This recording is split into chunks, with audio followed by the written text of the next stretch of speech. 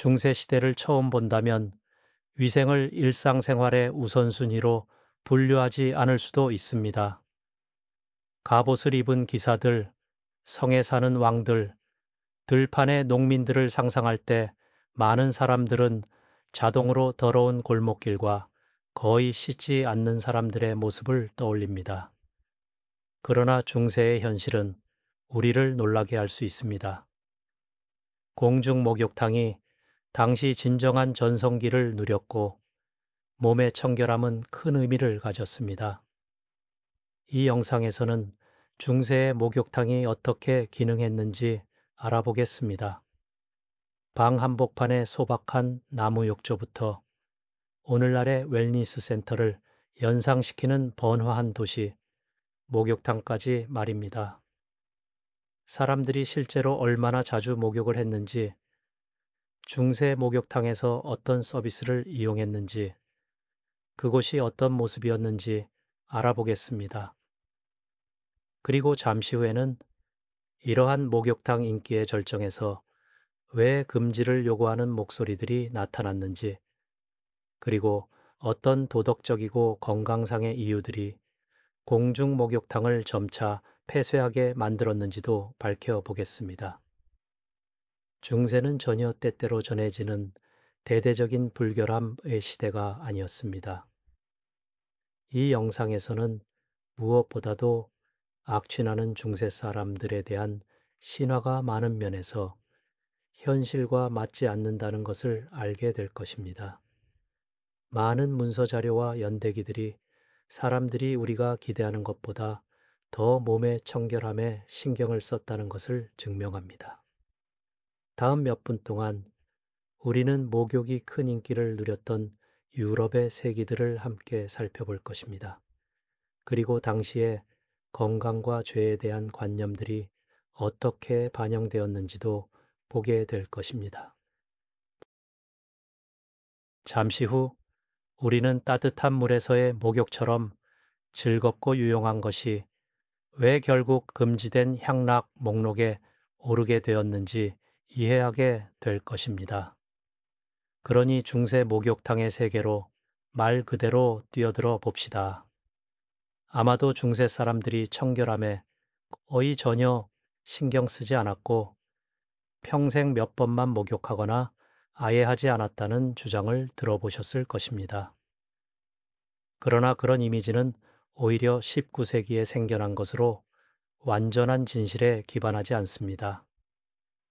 일상생활에 대한 보존된 기록에 따르면 중세의 사람들은 비교적 규칙적으로 몸을 씻었고 청결함은 가치 있게 여겨졌습니다. 단지 오늘날과는 조금 다른 형태였을 뿐입니다. 예를 들어 초기 중세의 프랑크 시대에 교회 권위자들이 때때로 금욕주의와 육체적 더러움을 성스러움의 징표로 설파했습니다. 일부 성인들이 목욕을 허용으로 여기고 차라리 전혀 씻지 않는 것을 선호했던 극단적인 경우들이 알려져 있습니다. 그런 극단적인 경우들, 예를 들어 짧은 생애 동안 단 한 번도 목욕탕에 들어가지 않았다고 전해지는 13세 순교자 성녀 아녜스의 경우, 은규칙이라기보다는 예외였습니다. 일반 사람들은 확실히 종교적 이유로 더러움을 피하지 않았습니다. 오히려 가능한 범위 내에서 청결함을 유지하려고 노력했습니다. 이미 초기 중세의 손과 얼굴을 씻는 것은 예의로 여겨졌습니다. 예를 들어 식사나 기도 전에 말입니다. 강이나 가을 근처에 사는 사람은 분명히 자연의 물을 몸의 정화에 이용했을 것입니다. 특히 따뜻한 달에는 말입니다.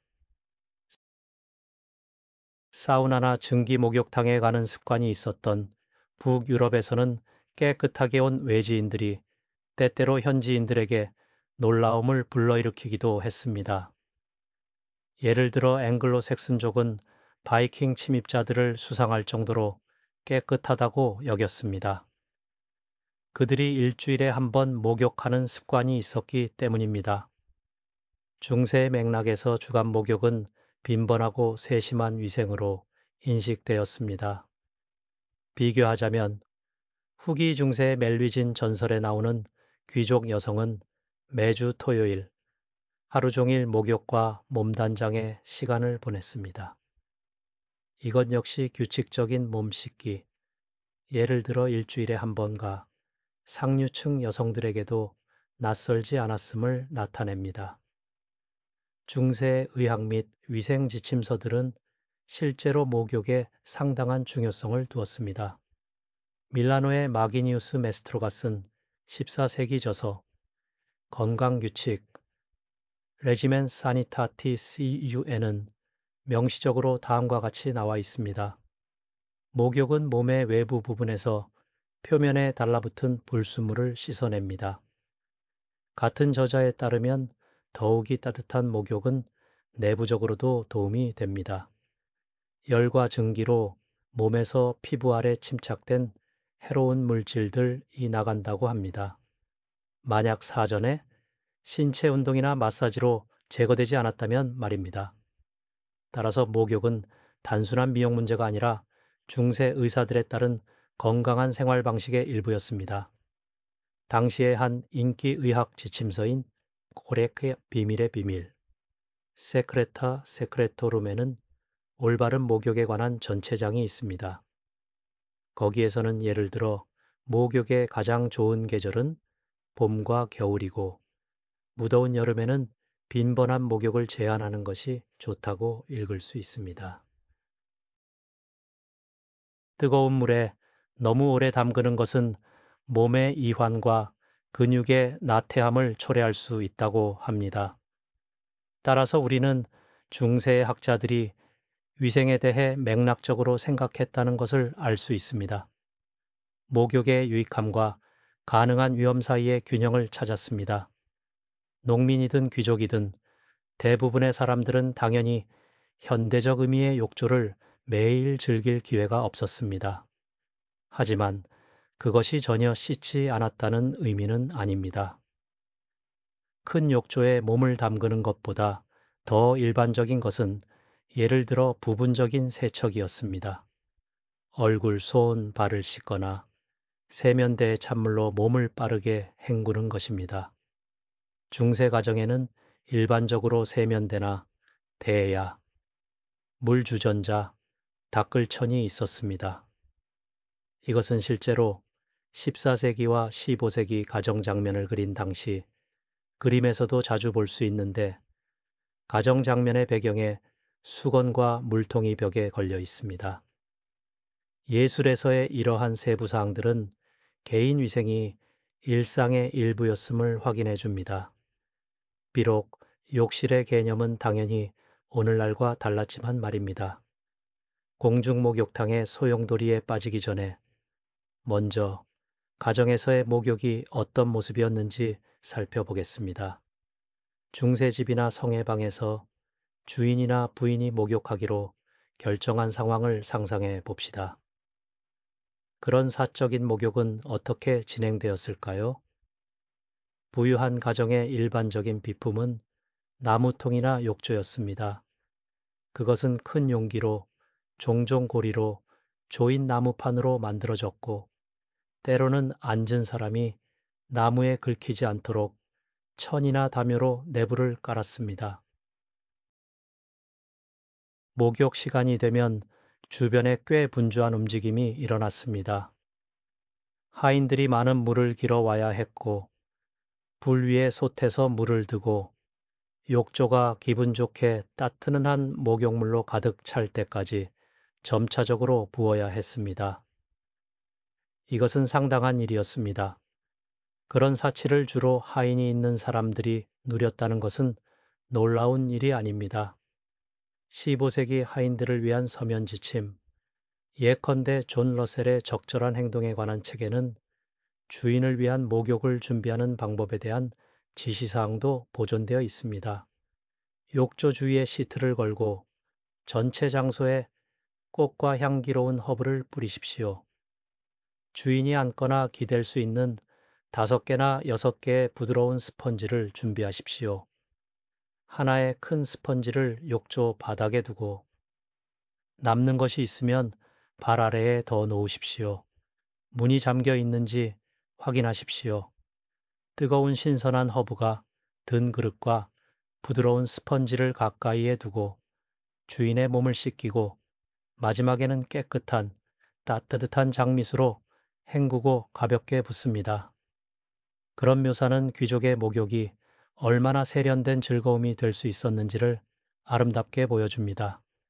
청결함에 신경을 쓸 뿐만 아니라 아로마 테라피, 장미수, 허브와 편안함 쿠션 역할의 부드러운 스펀지의 요소들도 추가되었습니다. 목욕에는 때때로 치료용 첨가물이 추가되었습니다.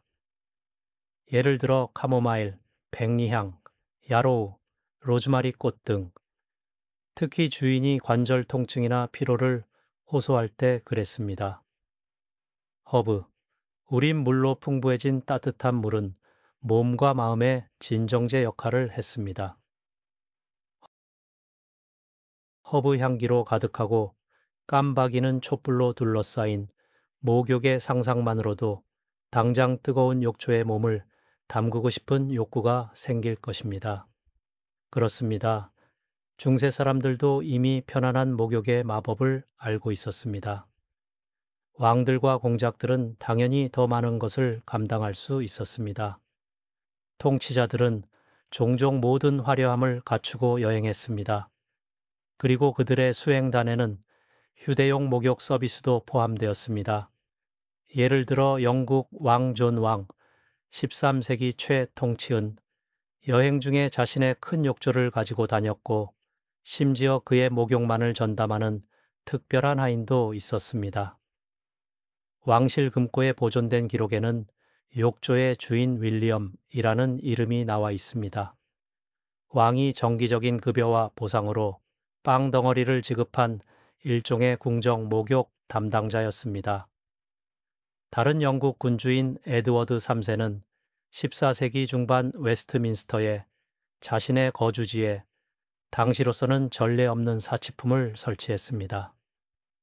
그의 목욕 욕조로 직접 연결되는 온수와 냉수 수도관. 우리나라의 군주들도 뒤지지 않았습니다. 흥미로운 인물은 체코 및 로마왕 바칠라프 4세 1361에서 1419년까지였는데 그는 목욕을 질리지 않고 즐긴다고 전해졌습니다. 한 전설에 따르면 바칠라프가 감옥에서 나오는 것을 아름다운 목욕탕 조수 수잔나가 도왔다고 하는데 그는 그녀와 사랑에 빠졌고 그 보답으로 그녀가 관리할 수 있도록 프라하의 전체 목욕탕을 선물했다고 합니다. 그것에 얼마나 진실이 있는지는 말하기 어렵지만 바칠라프 내세가 목욕탕과 욕조에서의 휴식을 사랑하는 사람으로 명성이 있었다는 것은 확실합니다. 심지어 14세기 말에 화려한 사파 필사본인 소위 바칠라프 성경이 존재하는데 거기서 페이지 가장자리에 놀라운 그림들을 발견할 수 있습니다. 목욕하는 왕을 시중드는 반나체, 여성들의 아름다운 소형 그림들입니다.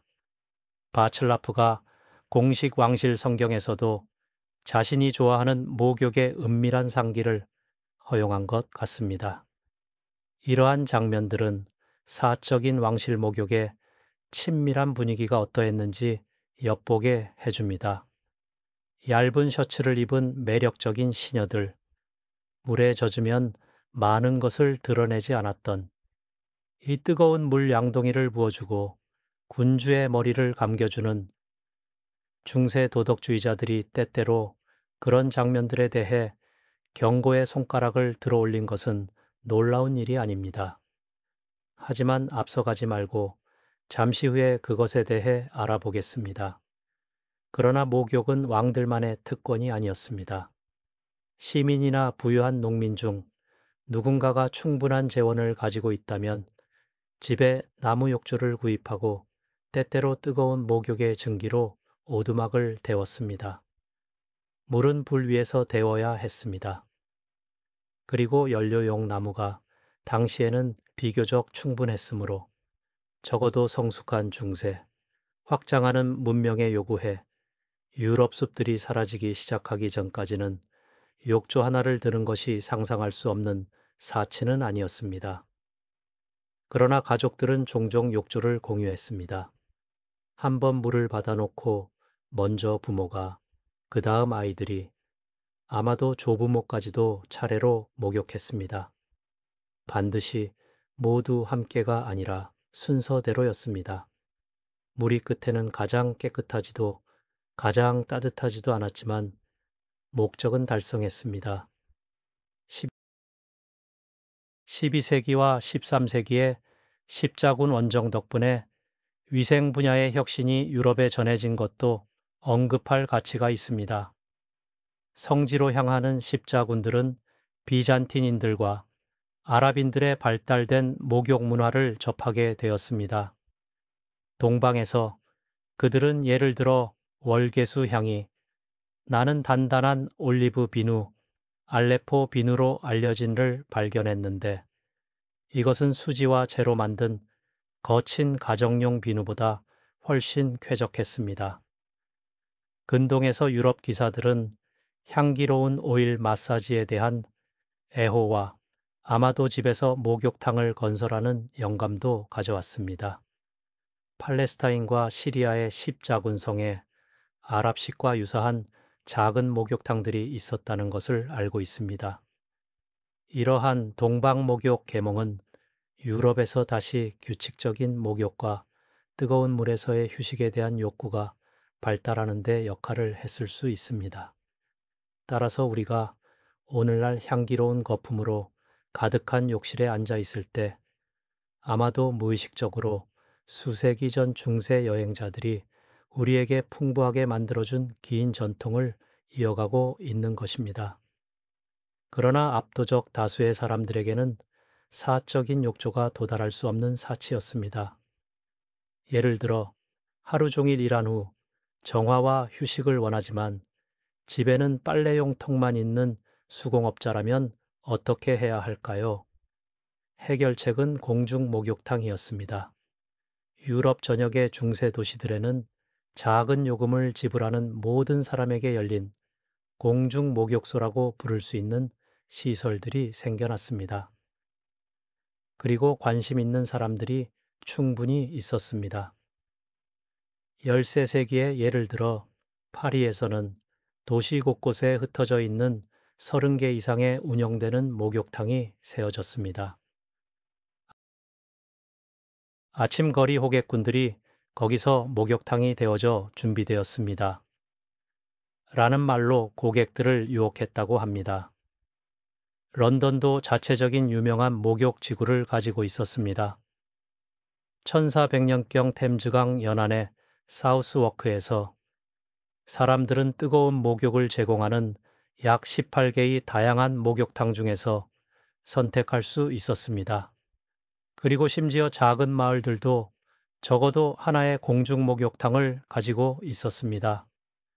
그것은 좋은 사업이었고 동시에 사람들이 환영하는 서비스였습니다. 그런 중세 공중 목욕탕은 어떤 모습이었을까요? 보통 건물로, 종종 나무나 목조 건물이었는데 거기에는 욕조들이 있는 더 큰 방과 물을 드기 위한 부대 시설이 있었습니다. 그러나 내부가 춥다고 생각해서는 안 됩니다. 정반대였습니다. 목욕탕은 대개 빵집이나 맥주 양조장 바로 옆에 지어졌습니다. 이유는 화로에서 나오는 폐열을 이용할 수 있었기 때문입니다. 인접한 빵집 화로가 목욕탕 벽을 데웠고 때로는 건물에 이중 기능도 있었습니다. 아침에는 빵과 케이크를 굽고 오후에는 데워진 공간에 물이 담긴 욕조들을 설치하고 목욕을 즐겼습니다. 이러한 중세의 에너지 절약은 우리에게도 매력적일 수 있습니다. 오늘날에도 폐열 이용에 대해 이야기하지 않습니까? 당시에는 단순히 목욕탕 주인들이 빵집 주인들과 힘을 합쳐 양쪽 모두의 만족을 위해 일했습니다. 목욕탕 내부에는 특별한 분위기가 흘렀습니다. 뜨거운 물이 담긴 나무 욕조들로 가득한 방을 상상해 보세요. 거기서 증기가 올라옵니다. 창문 아래에는 화로나 난로가 타고 있어서 새로운 물을 계속 드고 있습니다. 방은 촛불이나 등불로 밝혀집니다. 그리고 물 표면의 증기에서 빛이 반사되어 벽에 깜박이는 번쩍임을 만듭니다. 공기는 습하고 허브 우린 물의 향으로 무겁습니다. 목욕탕에는 종종 향과 건강을 위해 허브가 추가되었는데, 예를 들어 백리향, 박하, 주니퍼 등으로 물이 피부에 더 잘 작용하고 가능한 불쾌한 냄새를 가릴 수 있도록 했습니다. 방 가장자리에는 목욕탕 조수들, 남녀 모두 이 서 있어서 뜨거운 물 양동이를 가져오거나 욕조를 채우거나 닦을 깨끗한 시트를 제공할 준비가 되어 있습니다. 시민이든 휴가 중인 군인이든 아니면 막 도시에 도착한 순례자든 고객들이 안으로 들어옵니다. 그들은 탈의실이나 방 한 구석에서 옷을 벗습니다. 목욕에 관해서는 중세 사람들이 오늘날보다 나체에 대한 수치심이 훨씬 적었기 때문에 큰 부끄러움 없이 남성과 여성은 종종 함께 목욕했습니다. 서유럽에서는 혼합 목욕탕이 일반적이었습니다. 어떤 곳에서는 특정 날이나 시간을 여성 전용과 남성 전용으로 나누어 해결했지만, 다른 곳에서는 동시에 공간을 공유하는 것을 편안하게 여겼습니다. 주로 씻기와 휴식에 관한 것이었다면 아무도 크게 분개하지 않았습니다. 각 방문객은 자신의 따뜻한 물이 담긴 욕조를 받았습니다. 때로는 혼자, 때로는 대화를 원할 경우 한 개의 더 큰 욕조에 두세 명의 친구가 함께 앉기도 했습니다. 목욕탕 직원들은 다양한 서비스를 제공했습니다. 추가 요금으로 거친 천이나 스펀지로 철저히 문질러주고, 목욕탕에서 직접 머리를 자르고 수염을 깎아주기도 했습니다. 목욕탕이 이발사와 이발사들과 어느 정도 경쟁했습니다. 또한 마사지를 주문할 수 있었습니다. 당시 인기 있던 부항 혈액 순환을 위해 가열된 유리컵을 피부에 대는 것, 이나 심지어 전통적인 사열도 가능했는데, 뜨거운 목욕이 이런 종류의 치료적 시술에 적합한 예비 단계로 여겨졌기 때문입니다. 그렇습니다. 일부 목욕탕에서는 작은 상처를 치료하거나 심지어 가벼운 의료 시술을 받을 수도 있었습니다. 목욕탕이 상처 치료사들과 경쟁했습니다. 도시의 이발사들과 상처 치료사들이 때때로 목욕탕이 단순한 목욕 이상의 것을 제공함으로써 환자들을 빼앗아 간다고 불평한 것은 놀라운 일이 아닙니다.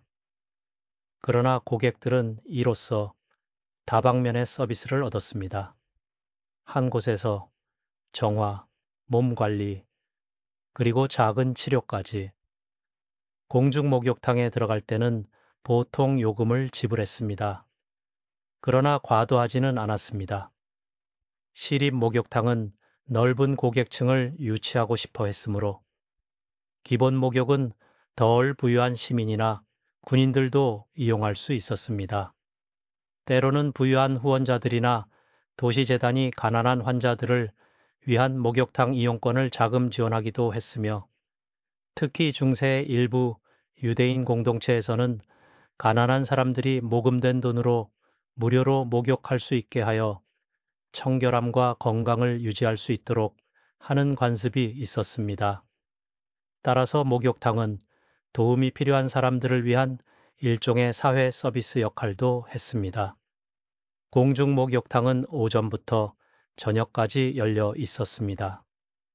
일부 도시에서는 예를 들어 월요일은 여성, 화요일은 남성이라는 식으로 질서를 확립했고, 다른 곳에서는 고정된 구분 없이 공동 공간이었습니다. 동시에 목욕하지 않는 곳에서는 남성과 여성이 종종 날짜별로 교대하거나 건물이 두 개의 분리된 부분을 유지했습니다. 하지만 이것은 더 큰 공간을 필요로 했기 때문에 항상 가능하지는 않았습니다. 예를 들어 스웨덴의 할름스타드에서는 일주일에 한 번 목욕탕에서 여성의 날이 있어서 남성의 출입이 금지되어 여성들도 목욕에서 평화를 누릴 수 있었다는 보고가 보존되어 있습니다. 그러나 국제적인 파리, 런던, 프라하에서는 그런 분리에 크게 신경 쓰지 않았습니다. 중요한 것은 사업이 잘 되고 욕조가 가득 차는 것이었습니다. 뜨거운 물에 몸을 담그면 평일의 걱정이 잠시 떠내려갑니다. 이것은 14세기에도 오늘날과 마찬가지로 적용되었습니다. 그리고 당시의 목욕탕은 더 나아갔습니다. 방문객들에게 청결함 외에도 감각과 정신을 위한 즐거움을 제공했습니다. 잠시 후에 중세 목욕탕이 어떻게 음식, 음료, 오락으로 가득한 사교센터로 변모하여 평범한 욕실보다는 오늘날의 웰니스 파티를 연상시키게 되었는지 알아보겠습니다. 중세 도시의 공중 목욕탕에서는 결코 위생만이 전부가 아니었습니다. 곧 이러한 시설들은 사교적 여가의 장소이기도 하게 되었습니다. 늦은 오후에 당신이 기분 좋게 따뜻한 물에 목까지 앉아 있고 옆에는 좋은 친구나 아니면 매력적인 동반자가 있다고 상상해 보세요. 그럼 당신이 원하는 것은 무엇일까요? 아마도 와인 한 잔이나 작은 다과일 것입니다. 그리고 바로 그것을 중세 목욕탕이 제공했습니다. 목욕탕에는 가벼운 접대가 포함되었습니다. 목욕탕 하인들이 와인 주전자, 맥주나 벌꿀술 잔을 돌리고 나무 쟁반에 과일, 케이크, 구운 고기를 서빙했습니다. 일부 목욕탕이 오늘날의 레스토랑이나 선술집처럼 기능했다는 것은 과장이 아닙니다. 단지 그들의 손님이 벗은 채로 욕조에 담겨 있었다는 차이만 있을 뿐입니다. 15세기의 독일 판화들은 목욕탕의 장면들을 보여주는데 거기서 한 줄로 욕조에 앉은 커플들, 그들 사이에 즉석 테이블 역할을 하는 판자들과 그 위에 접시와 잔들이 있습니다. 심지어 목욕탕에서 체스를 두는 그룹도 보입니다. 욕조 가장자리에 체스판을 펼쳐놓고 몸은 따뜻한 물에서 휴식을 취하면서 게임으로 긴 시간을 보냅니다. 다른 목욕탕 그림은 음악가들, 예를 들어 류트 연주자나 플루트 연주자, 이 앉아있는 손님들에게 즐거움을 위해 연주하는 모습을 포착합니다. 목욕탕은 간단히 말해서 다감각적 경험이었습니다. 열과 물이 몸을 이완시키고 좋은 음식과 음료가 혀를 즐겁게 하고 음악이 귀를 즐겁게 하고 친구나 파트너의 동반이 마음을 따뜻하게 했습니다. 도시의 명사들은 때때로 목욕탕에서 더 큰 모임을 개최하기도 했습니다. 길드의 수공업자들이 성공적인 거래 후에나 견습생들이 수습을 마친 후에 함께 목욕탕에 가서 축하하러 갔다는 언급이 보존되어 있습니다. 예를 들어 상인들 그룹이 거래를 합의하고 계약 체결의 표시로 함께 목욕탕에 가서 와인을 마시며 계약의 세부 사항을 논의하는 모습을 상상할 수 있을까요? 중세에는 아무것도 이상할 것이 없었습니다. 목욕탕은 사업회의와 협상을 위해서도 사용되었습니다. 거품들 사이의 편안한 분위기가 아마도 답답한 회의실에서보다 더 쉽게 타협에 도달하는 데 도움이 되었을 것입니다. 저녁 목욕탕 파티는 매우 인기가 있었습니다. 아는 사람들의 무리가 모이면 목욕탕의 일부나 전체 방을 임대하고 욕조에 물을 받고 물속에서 직접 연회를 열었습니다. 서비스는 목욕이 식지 않도록 계속해서 뜨거운 물이 담긴 새로운 주전자를 가져오고 동시에 구운 음식이 담긴 그릇과 음료가 담긴 잔을 가져왔습니다. 나체는 전혀 방해가 되지 않았습니다. 오히려 자유로운 즐거움에 속하는 것 같았습니다. 연대기에서 때때로 목욕탕에서 춤이나 노래가 있었다는 언급을 찾을 수 있습니다. 그룹이 욕조에서 나와 시트로 몸을 감싸고 음악에 맞춰 춤을 추다가 다시 물에 몸을 담그는 모습을 상상할 수 있습니다. 이미 영화의 한 장면처럼 들리지만 사료들은 현실이 매우 가까웠을 수 있음을 시사합니다. 중세 사람들은 모든 감각으로 즐길 줄 알았습니다. 부유한 시민들만이 이러한 즐거움을 누린 것은 아닙니다. 평범한 사람들도 여분의 돈이 조금 있으면 목욕탕에 가서 잠깐 이야기를 나눌 수 있었습니다. 목욕탕은 오늘날의 카페나 선술집처럼 기능했습니다. 사람들이 휴식을 취하고 친구들과 만나러 가는 곳이었습니다. 그 시대에 누군가를 한잔하러 초대한다면 선술집 대신 내일 목욕탕에서 만나자고 말할 수도 있었습니다. 뜨거운 욕조에서 이웃에 대한 이야기를 나누고 결혼을 주선하고 계획을 세웠습니다. 그런 자유로움과 즐거움은 그러나 어두운 면도 가져왔습니다. 사람들이 즐기고 편안해지는 곳에서는 미덕에 반하는 과오도 쉽게 일어납니다. 그리고 중세 목욕탕은 어느 순간부터 도덕주의자들의 질서 있는 삶에 대한 관념과 심각하게 어긋나기 시작했습니다. 잠시 후에 우리는 목욕탕이 왜 교회의 눈엣 가시가 되었는지, 그리고 관능성과 매춘이 그곳에서 어떤 역할을 했는지 살펴보겠습니다. 우리는 이미 공중 목욕탕에서 벗은 남녀가 일반적으로 만나고 함께 먹고 마시고 서로의 동반을 즐겼다는 것을 알고 있습니다. 그런 환경이 연애적 불꽃을 직접적으로 조장했다는 것을 짐작하기는 어렵지 않습니다. 많은 목욕탕들이 곧 청결함뿐만 아니라 은밀한 죄스러운 즐거움을 위해서도 가는 곳이라는 평판을 얻었습니다. 욕조에서 잘생긴 청년이 인근 욕조의 매력적인 소녀와 이야기를 시작하기만 하면 로맨스가 시작될 수 있었습니다. 벗은 몸들과 흥겨운 손님들로 가득한 곳은 바로 유혹에 적합했습니다.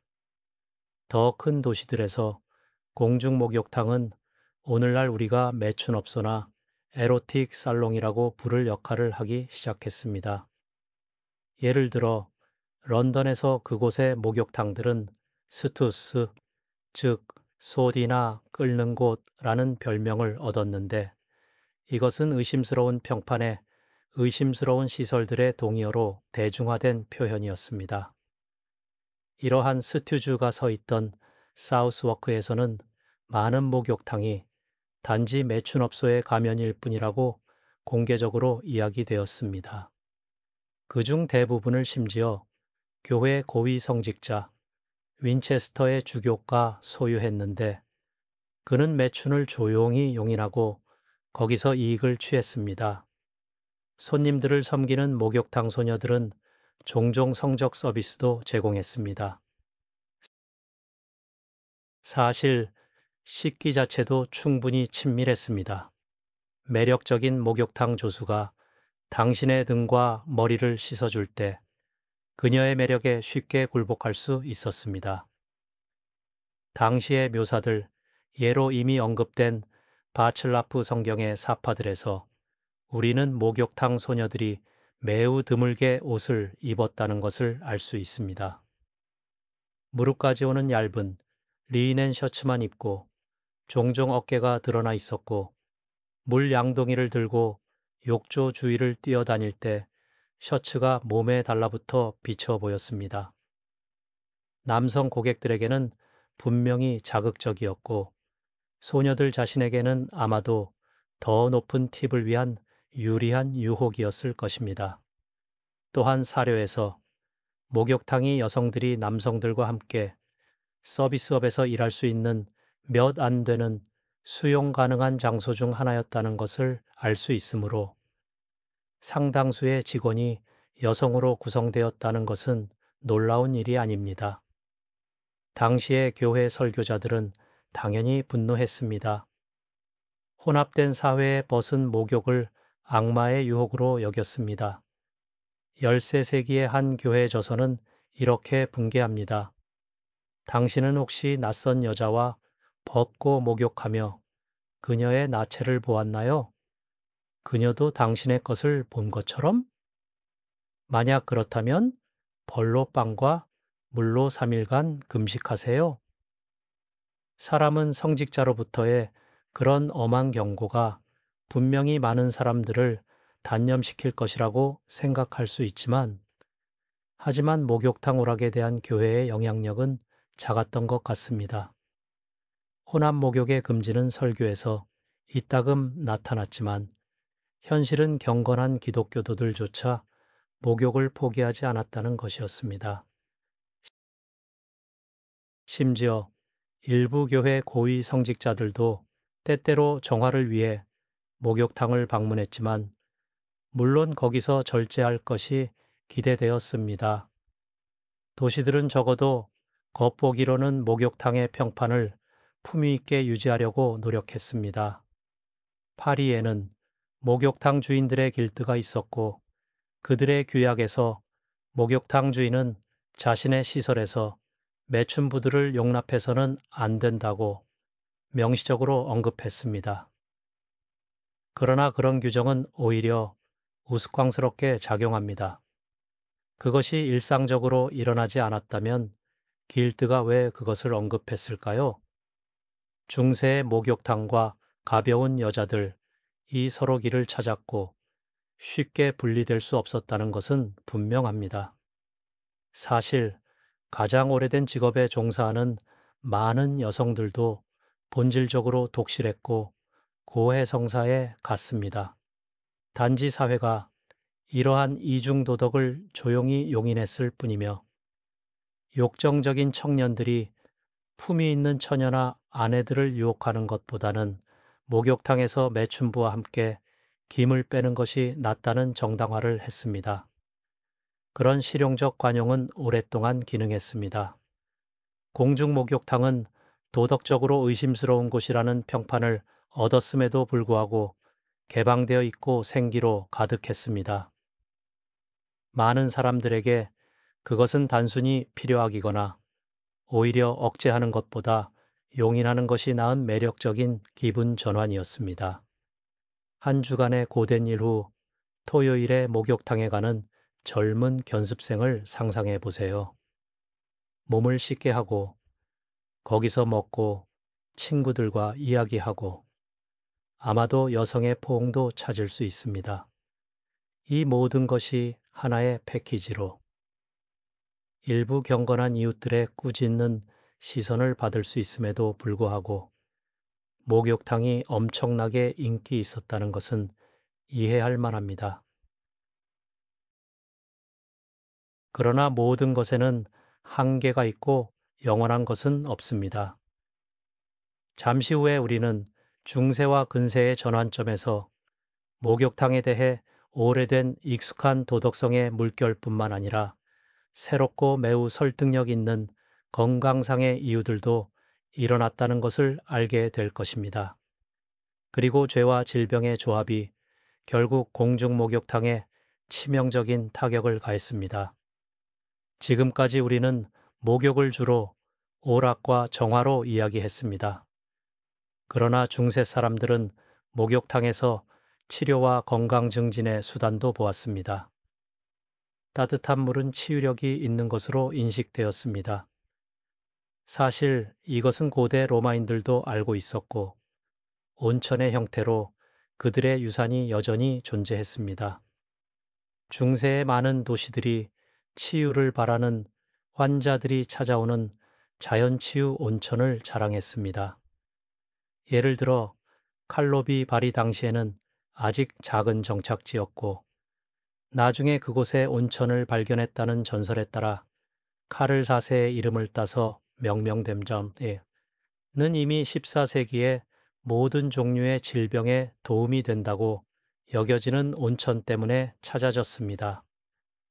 마찬가지로 이탈리아에서 오늘날의 스위스 국경 근처에 부르미 온천이 있었습니다. 그곳의 치료 목욕은 너무 유명해서 1336년에 의사 피에트로 데 투시냐노가 이 온천 방문객들을 위한 12가지 규칙을 작성했습니다. 그는 예를 들어 치유 목욕에 들어가기 전에 과식도 완전히 공복도 아니어야 한다고 권했습니다. 이상적으로는 식욕이 있는 성격에게는 포도 2개와 약간의 와인만, 또한 치료 전에 과도한 성적 쾌락을 피해야 한다고 했습니다. 하지만 완전한 성적 금욕 상태에 있어서도 안 됩니다. 간단히 모든 것을 적당히, 심지어 얼굴이나 머리를 갓 면도하지 않았다면 치유물로 머리를 적시지 말라고 조언했는데, 털과 머리카락이 무리 효과를 방해할 것이기 때문입니다. 부르미에서 권장되는 치료는 15일간 하루에 1시간씩 목욕하는 것이었습니다. 그러면 건강이 다음 6개월간 지속된다고 했습니다. 따라서 우리는 조직적인 치료 온천이 이미 14세기의 현실이었고, 절차들이 오늘날의 온천 치료를 연상시킨다는 것을 볼 수 있습니다. 도시의 공중 목욕탕에서는 온천 치유수가 아니었지만 그래도 사람들은 건강상의 이익을 칭찬했습니다. 따뜻한 목욕은 다양한 문제에 처방되었습니다. 아픈 관절, 소화불량, 피부 발진 등에 뜨거운 목욕에서 피부의 모공이 열리고 몸이 유해 물질을 배출한다고 믿어졌습니다. 감기에 걸렸을 때 상처 치료사가 유칼립투스나 다른 허브가 든 목욕탕에서 찜질하라고 권했습니다. 그리고 확실히 이미 알고 있듯이 목욕 후에는 종종 사혈이 따랐습니다. 의사들은 환자가 물에서 더 잘 이완되고 혈액순환이 활발해져서 시술이 더 큰 효과를 갖는다고 주장했습니다. 큰 목욕탕에는 심지어 사혈이나 부항 전문가들이 직접 고용되어 고객들을 완전한 관리 패키지로 유혹했습니다. 그러나 모든 사람이 목욕이 항상 유익하다고 확신한 것은 아니었습니다. 일부 중세 저자들은 과도한 목욕이 유기체를 약화시킨다고 경고했습니다. 예를 들어 앞서 언급한 밀라노의 마기니우스는 목욕을 칭찬하면서도 과도해서는 안 된다고 덧붙였는데, 그렇지 않으면 사람이 나태해지고 흐물흐물해진다고 했습니다. 이러한 조심스러운 목소리들은 대개 위생 자체를 의심하지는 않았고 오히려 적당히 하라고 조언했습니다. 목욕탕에 대한 견해의 진정한 전환점은 14세기와 15세기에 유럽을 강타한 일련의 페스트와 전염병과 함께 왔습니다. 1347에서 1352년의 유명한 흑사병은 인구를 크게 줄였고 사람들은 열광적으로 범인과 예방책을 찾았습니다. 갑자기 이런 생각이 시작되었습니다. 공중 목욕탕이 감염의 온상이 아닐까?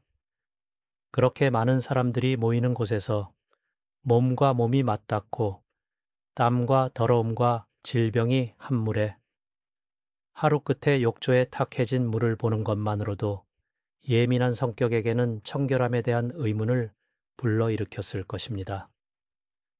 일부 의사들은 뜨거운 물이 몸을 주변 영향에 너무 많이 열어놓는다고 의심하기 시작했습니다. 특히 유명한 프랑스 상처 치료사 앙브루아즈 파레가 이것을 제기했습니다. 16세기의 파레는 뜨거운 물이 피부에서 자연적인 보호막을 씻어내고 그 후 독성 증기가 작은 모공을 통해 몸에 쉽게 침투하여 치명적인 질병을 일으킨다고 썼습니다. 오늘날 우리는 그것이 완전히 사실이 아니라는 것을 알고 있습니다. 오히려 그 반대로 청결함이 질병으로부터 보호합니다. 하지만 독성 공기, 미아즈마에 대한 당시의 관념은 목욕에 대한 우려를 뒷받침했습니다. 사람들은 패스트가 목욕탕에서 쉽게 퍼진다는 것을 알아차렸고 전염병 시기에는 차라리 목욕탕을 피했습니다. 일부 도시들은 패스트 유행 기간 동안 목욕탕을 일시적으로 폐쇄하여 좁은 공간에서의 사람들의 집합을 방지하려고 했습니다. 감염이 가라앉은 후에는 대개 운영이 재개되었습니다. 목욕탕은 패스트에 대한 두려움 때문에 잊혀지기에는 너무 인기가 있었습니다. 패스트가 시작한 것을 다른 질병이 완성했는데 그것은 훨씬 더 교활하고 목욕탕의 자유로운 풍속과 밀접하게 연결된 질병이었습니다. 1495년경 유럽의 새로운 성병, 매독이 퍼졌는데 당시에는 다양하게 불렸습니다. 이탈리아에서는 프랑스병, 프랑스에서는 나폴리병 등 각자가 기원을 다른 누군가에게 돌렸습니다. 매독, 즉 연성화감은 당시 매우 공격적이고 치명적이었습니다. 몸의 상처, 열, 광기, 끔찍한 경과가 인구를 공포에 떨게 했습니다. 그리고 질병이 성적 접촉으로 퍼진다는 것이 빨리 알려지자 손가락질하기는 어렵지 않았습니다. 저 저주받은 목욕탕들 때문이야. 그렇게 많은 우연한 친밀한 접촉이 일어나는 곳이 바로 거기가 아니면 어디겠습니까? 목욕탕은 갑자기 치명적인 질병의 온상이라는 딱지가 붙었습니다. 고객들이 두려움 때문에 스스로 줄어들기 시작했습니다. 로테르담의 에라스무스, 유명한 인문주의자가 1526년에 썼습니다. 25년 전에는 브라반트에서 공중 목욕탕보다 더 유행하는 것이 없었습니다. 오늘날에는 하나도 없습니다. 그 새로운 치명적인 질병이 우리에게 그것들을 피하도록 가르쳤습니다. 우리는 거의 그 슬픈 한숨을 들을 수 있습니다. 25년 동안 전체 목욕 문화가 사라졌는데 사람들이 생명에 대한 두려움을 갖게 되었기 때문입니다. 매독은 1500년경에 전력으로 타격을 가했고 이후 수십 년 동안 당국을 과감한 조치로 이끌었습니다. 갑자기 도덕주의자들에게 매우 설득력 있는 농어가 있었습니다. 목욕탕은 영혼을 타락시킬 뿐만 아니라 몸도 죽입니다. 이것은 더 이상 가볍게 여길 수 없었습니다. 그래서 16세기 전반기 동안 목욕탕들이 대대적으로 문을 닫기 시작했습니다. 통치자들과 시정부들이 금지령을 내리고 건물을 철거하고 혼합 목욕을 금지했습니다. 예를 들어 프랑스 왕 프랑수아 1세는 1538년에 파리의 모든 공중 목욕탕을 파괴하라고 명령했습니다. 말 그대로 그것들을 폐쇄하고 철거하게 하여 아무도 그 벽에서 더 이상 프랑스병을 퍼뜨릴 수 없도록 했습니다. 운명의 아이러니로 프랑수아 1세, 자신이 몇 년 후 매독에 감염되어 죽었습니다. 독일과 영국에서도 비슷한 엄격한 조치가 취해졌습니다. 16세기 중반에 목욕탕들이 대량으로 폐쇄되거나 다른 용도로 전환되었습니다. 예를 들어 영국 왕 헨리 8세는 통치 말기에 사우스워크의 유명한 스티우스를 금지하고 거기서 매춘부들을 쫓아내는 법령을 발표했습니다. 부분적으로는 종교적 열정에서 종교개혁 시대였으므로, 하지만 주로 런던 주민들과 수비대 사이에 연성화감이 퍼지는 것에 대한 우려 때문이었습니다. 그러나 매독만이 아니었습니다. 16세기는 기후냉각, 소빙하기도 가져왔고 그와 함께 연료용 나무의 가격 상승이 있었습니다.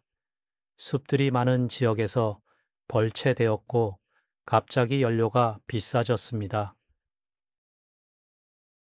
물을 드기 위한 엄청난 나무 소비로 큰 공중 목욕탕을 유지하는 것이 경제적으로 감당할 수 없게 되었습니다. 많은 작은 목욕탕들이 단순히 비용이 수익을 초과했기 때문에 문을 닫아야 했습니다. 사람들도 절약하기 시작했고 뜨거운 목욕이 일반적인 일이 아니라 사치가 되었습니다. 예전에 쉽게 할 수 있었던 것, 몇 개의 솥에 불 떼기. 이 연료가 2배의 비용이 들 때는 갑자기 어려워졌습니다. 그래서 모든 것이 합쳐졌습니다. 도덕적 붕괴, 질병에 대한 두려움, 그리고 경제적 압박.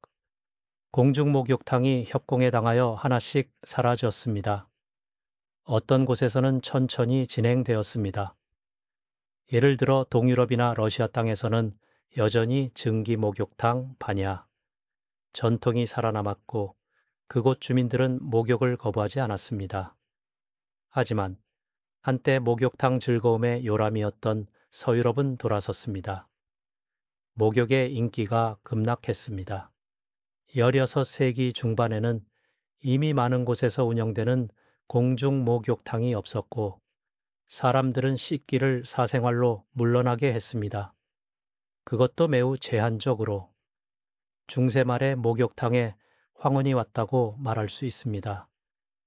예전에 도시 생활의 일반적인 부분이었던 것이 희귀한 것이 되었습니다. 당시의 일부 논평가들이 이것을 지적했습니다. 유명한 사상가 미셸 드 몽테뉴는 16세기 말에 유럽을 여행하며 많은 온천을 방문했습니다. 그는 사회가 일상적인 목욕 습관을 포기함으로써 크게 고통받았다고 언급했습니다. 사람들이 목욕에 추정되는 위험을 감수하기보다는 차라리 더럽고 더러운 채로 다닌다고 비판했습니다. 그러나 몽테뉴는 광야에서 외치는 목소리였습니다. 종교개혁과 육체의 죄스러운 쾌락에 대한 두려움으로 형성된 새로운 시대는 공적인 공동 목욕을 도덕적으로 의심스럽고 매독 전염병의 경험 후에는 심지어 생명에 위험한 것으로 여겼습니다. 목욕탕의 쇠퇴와 함께 위생에 대한 전체적인 접근법이 바뀌었습니다. 떠오르는 근세 초기 사회에서 갑자기 의복의 청결함이 몸의 청결함보다 더 중요해졌습니다. 속옷이 얼마나 향기롭고 하얀지가 당신의 미덕을 증명했습니다. 그 아래 피부가 씻지 않은 상태라고 해도 말입니다. 역설이 생겨났습니다. 종종 더러운 것으로 여겨지는 중세가 많은 면에서 바로크나 르네상스 시대보다 더 많이 씻었는데 그때는 사람들이 레이스로 치장했지만 그 아래 몸은 최소한으로만 씻었습니다.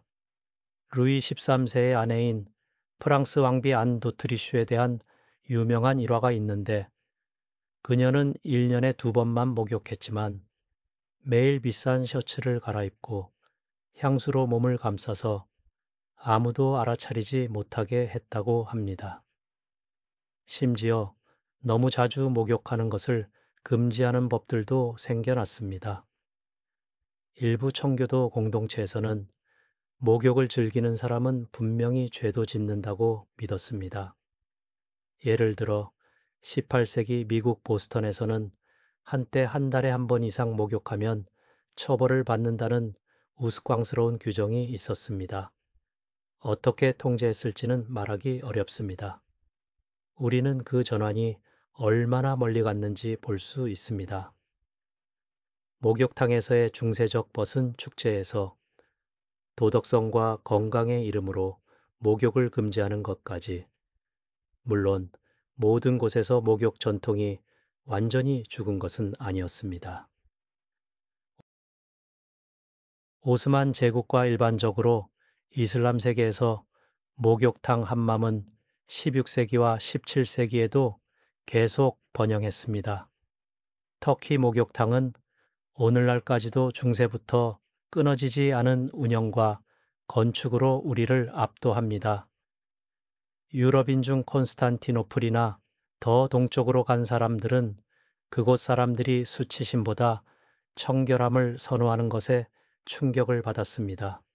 남녀 분리되어가 여전히 즐겁게 증기에서 찜질하고 비누물에 몸을 담그는 동안 런던이나 파리에서는 사람들이 손가락도 적시기를 두려워하기 시작했습니다. 마찬가지로 러시아에서는 사우나와 증기 목욕탕의 전통이 강하게 남아 있었습니다. 러시아 농민들과 귀족들이 계속 바냐에, 사우나에 갔고 유럽 여행자들은 그들이 어떻게 몸을 씻고 사우나를 해서 무처럼 건강하게 되는지에 대해 놀라면서 썼습니다. 하지만 서구 세계는 그 시기에 간단히 몇 세기 동안 목욕탕을 거부했습니다. 공중 목욕탕의 영광스러운 시대가 얼마나 빠르게 사라졌는지는 놀라울 정도입니다. 1500년에 아직 뜨거운 목욕탕에서 웃음소리와 잔 부딪히는 소리가 울렸던 곳에서 몇십 년 후에는 빈 차가운 집이 있었습니다. 어떤 곳에서는 주거용 집으로 개조되고 다른 곳에서는 땅과 평평하게 만들어졌습니다. 공적인 목욕이 금기가 되었습니다. 마지막으로 중세 목욕탕의 이야기가 위생과 건강에 대한 사회의 관계에 대해 우리에게 무엇을 말해주는지, 그리고 우리가 오늘날까지 어떤 유산을 가지고 있는지 생각해 보지 않을 수 없습니다. 종종 어둡고 방치된 것으로 여겨지는 중세가 실제로는 개인 위생과 공동 목욕이 몇 세기 동안 사라진 수준으로 번영했던 시기가 있었다는 것은 매혹적입니다. 오늘날 많은 사람들에게는 누군가가 목욕을 위험한 사치나 심지어 죄로 여긴다는 것이 상상할 수 없어 보입니다. 매일 샤워나 목욕은 우리에게 당연한 것이며 건강의 동의어입니다. 우리는 과학과 의학 덕분에 손과 몸을 씻는 것이 질병 예방의 기초 중 하나라는 것을 알고 있습니다. 청결은 건강의 절반이라는 속담이 있습니다. 중세 사람들이 그것을 확실히 알았다면 아마도 목욕탕을 빼앗기지 않았을 것입니다. 하지만 그들은 치명적인 전염병을 경험했고 세균을 알지 못했으므로 그들의 두려움이 도덕과 결합되어 결과적으로 아이와 함께 목욕물까지 버리는 것을 선택했습니다. 말 그대로도 비유적으로도 오늘날은 여러 면에서 중세 목욕탕을 이어받고 있습니다. 현대 웰니스 센터와 워터파크를 보세요.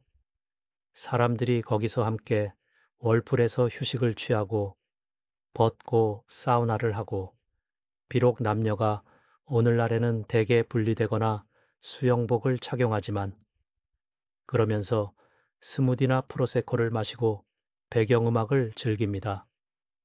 그것이 그 중세 목욕탕 연회와 멀리 떨어져 유사하지 않나요? 물론 오늘날은 모든 것이 무균이고 염소 처리되고 의학적 감독해 있지만 함께 물에서 몸을 따뜻하게 하고 그것을 즐기는 욕구는 우리 깊숙이 남아 있습니다. 긴 공백 후에 유럽은 목욕탕으로 다시 돌아왔습니다. 처음에는 18세기에 귀족들이 옛 로마 목욕탕을 복원하고 치유 온천에 가기 시작하면서 조심스럽게 칼로비 바리, 영국의 바스, 프랑스의 비시에 유명한 온천 회랑들이 생겨났습니다. 19세기에는 위생혁명의 일부로 도시의 공중 목욕탕이 활발해졌습니다. 노동자들을 위한 샤워와 욕조가 있는 최초의 도시 공중 목욕탕이 1840년경 영국에서 개방되어 가난한 주민들도 청결함을 유지할 수 있게 했습니다. 그리고 20세기의 욕실은 모든 가정의 표준이 되었습니다. 한때 많은 하인들과 함께 왕을 위한 최고의 사치였던 것, 즉 따뜻한 욕조가 오늘날 거의 모든 아파트에서 수도꼭지만 돌리면 이용할 수 있습니다. 중세 목욕탕 주인은 자신의 방에서 나온 모든 허브보다 향기로운 거품과 함께 뜨거운 물로 가득한 욕조를 얼마나 쉽게 받을 수 있는지 본다면 자신의 눈을 믿지 못할 것입니다. 그리고 더 나아가 우리는 오늘날 목욕탕의 사회적 측면까지도 되살리고 있습니다. 사우나, 공동월풀, 수영장이나 온센, 일본에서의 문화가 널리 퍼져 있고 인기가 있습니다. 더 엄격한 성별 분리와 현대적 수영복이 중세 연대기 작가들이 알았던 가장 스캔들적인 장면들을 제거했다는 것은 사실입니다. 하지만 원리는 비슷합니다. 우리는 따뜻한 물에서 휴식을 취하고 친구들과 이야기하고 긴장을 풀러갑니다.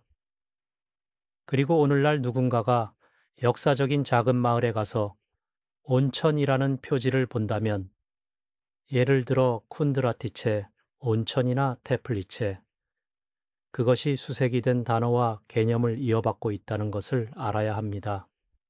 체코어에서 라젠이라는 단어는 결국 목욕을 위한 고대 슬라브어 표현에서 유래되었고, 온천이라는 도시 자체가 위생의 역사와 연결된 우리의 문화 유산입니다. 중세 목욕탕의 역사는 사회적 규범과 과학적 지식이 어떻게 변하는지에 대해 교훈적입니다. 한때 건강한 것으로 여겨졌던 것이 나중에 위험한 것으로 보였고, 그 반대도 마찬가지였습니다. 오늘날 우리는 목욕에 대한 두려움이 과장되고 역효과적이었다는 것을 알고 있습니다. 하지만 누가 알겠습니까? 아마도 우리의 현재 습관 중 일부는 언젠가 미래 세대들에게 똑같이 어리석게 보일 것입니다.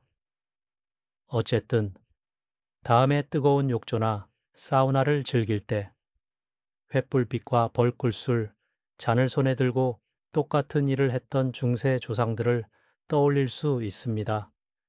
중세 목욕탕은 결국 금지되었지만 유익한 목욕의 아이디어는 금지될 수 없었습니다. 그것은 다른 문화들의 전통에서 살아남았고 결국 우리에게 돌아왔습니다. 오늘 저와 함께 역사 속으로 뛰어들어 이 이야기의 끝까지 참아주셔서 감사합니다. 영상이 마음에 드셨다면 좋아요를 누르고 친구들과 공유해 주시면 기쁘겠습니다. 좋은 하루 보내세요. 그리고 아마도 중세에서 배운 지식을 축하하며 즐거운 휴식 목욕도 즐기세요. 다음에 또 만나요.